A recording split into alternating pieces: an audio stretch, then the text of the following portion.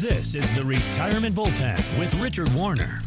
The team at Warner Financial Solutions want to help you feel confident about your retirement, no matter where you stand. Get more at warnerfinancialsolutions.com. Now, the Retirement Bullpen. Imagine this. You've worked hard, saved diligently, and now you've got a nice cushion sitting in your retirement accounts. But here's the problem. If that money is parked in a low-yield CD or savings, it's quietly losing value every single day. Inflation doesn't take a vacation, and neither should your money. This is what we call dead money, funds that feel safe, but they're not working for you. And over time, that silent risk can erode your purchasing power and derail your retirement goals. Today on the Retirement Bullpen, we're breaking down what dead money really is and how to turn idle cash into productive assets. And here to talk us through it all is our host, Richard Warner. Richard is an investment advisor representative, certified retirement income professional, and owner of Warner Financial Solutions. You can learn more by visiting warnerfinancialsolutions.com. Richard, Happy New Year. Happy New Year to you, Alyssa. How are you? I'm doing well. Thank you. Good to see you. I can't quite believe we're in 2026. I know. We're already a week into it. It's flying by. It is. Hang on. So I figured, New Year is a great way to sort of take a fresh perspective on everything in our financial world. And one of the things that we don't talk about enough, I think, is the concept of dead money. We assume if we've got money tucked away wherever it is, that it's working for us because we're not spending it.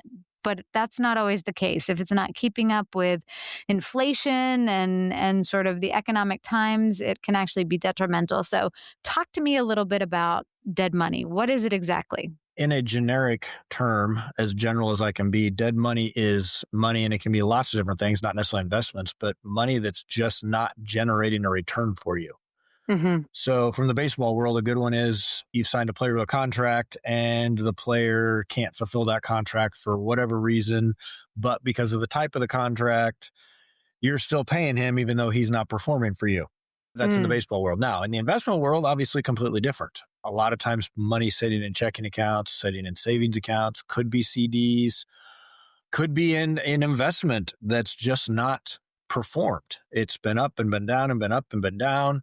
It could be in some kind of investment that's getting eaten away by fees. So it returns okay, but it's so expensive internally that your actual net effect. But bottom line, it's all about what are you getting for that money? And we want as little dead money as possible because we want our money making money for us. I mean, that's why we have it in some sort of a bank or institution or custodian is we want to generate a return. Right.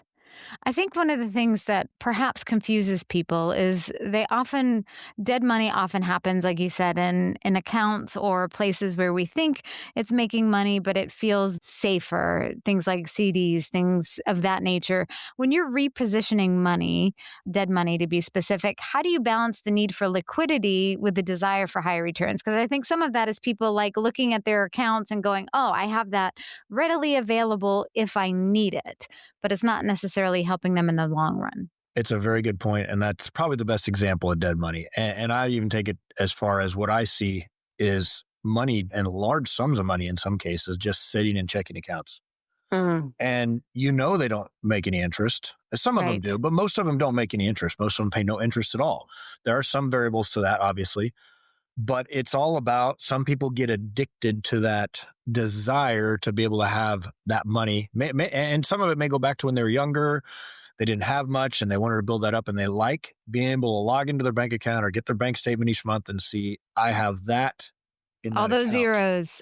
But as you said, that type of money actually is losing you money. And I think the average individual who thinks this way has a hard time wrapping their head around that.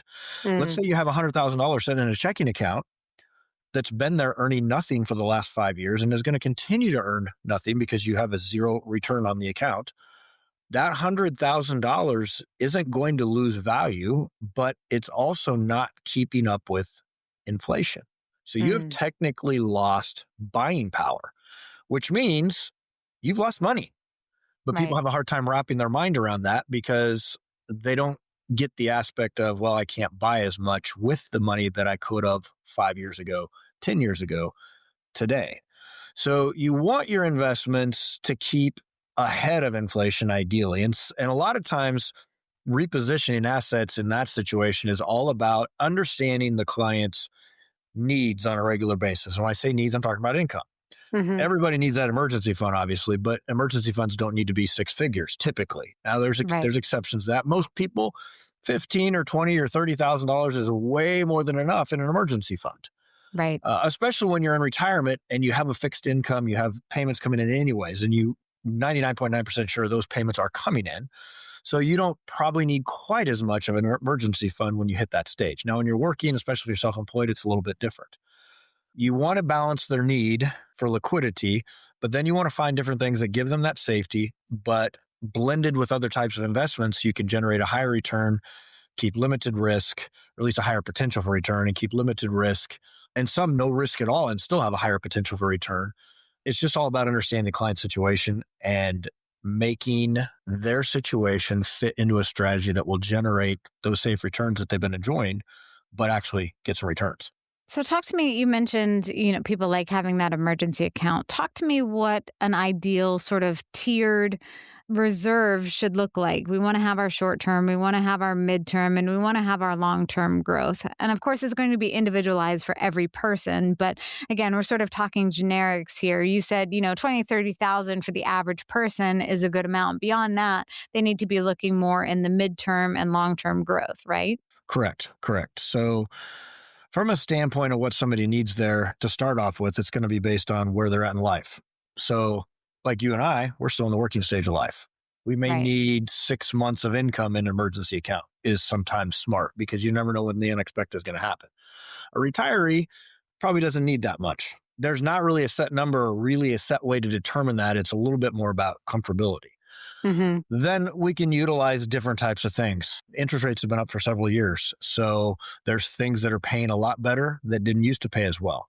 Things like fixed annuities, things like indexed annuities, things like bond funds, treasuries, all types of things like this can be blended together to still give a person a sense of liquidity in some aspects, but maybe not as much in others, but a much higher potential, and in some cases, much higher guaranteed return if you're choosing a fixed rate option, which there's plenty of those out there.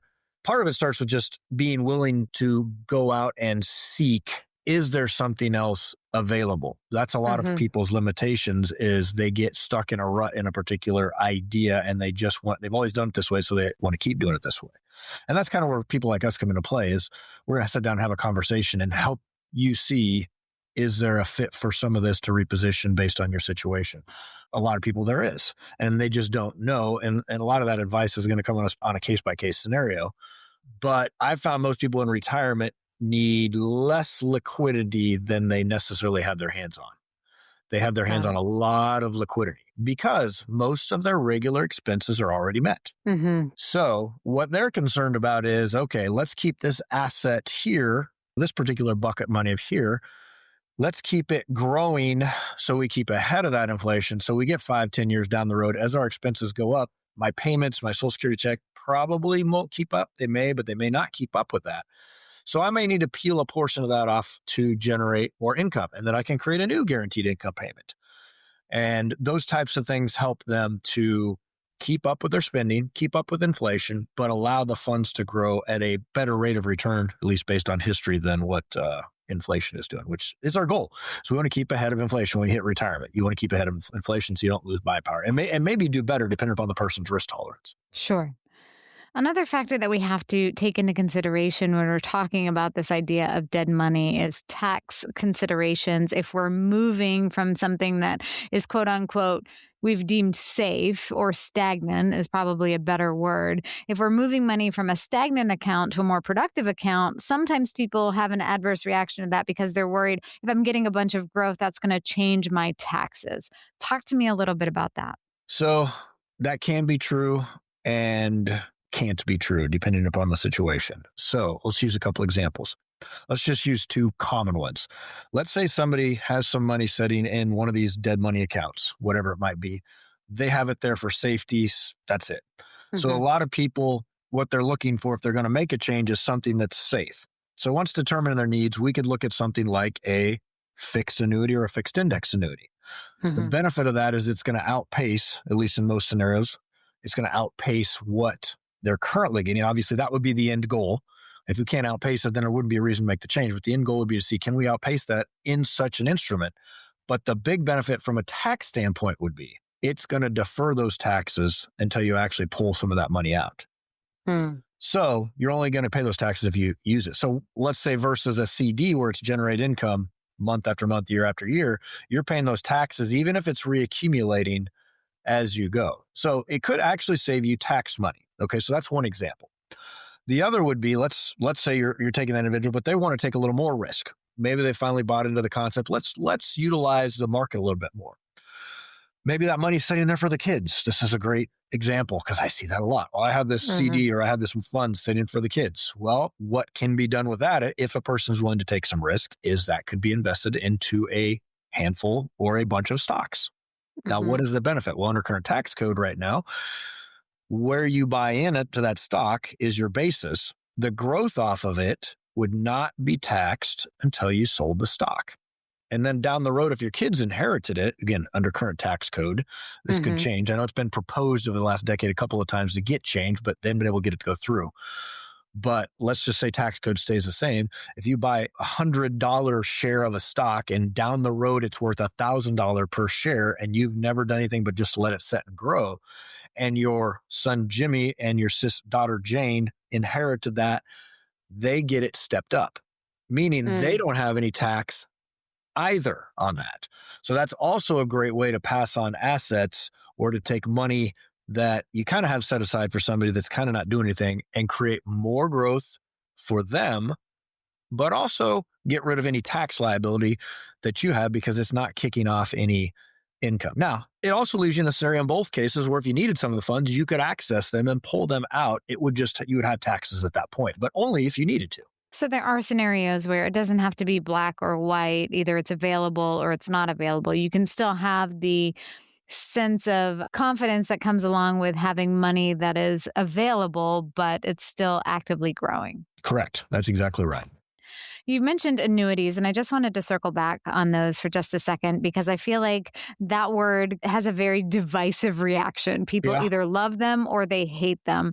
Talk to me a little bit about annuities because I think sometimes they get a bad rap that they're all the same. It's a one size fits all and it doesn't fit me. Can you elaborate a little bit on those? So that you could actually spend an entire hour workshop / seminar on. All right. Future episode we will do just on annuities.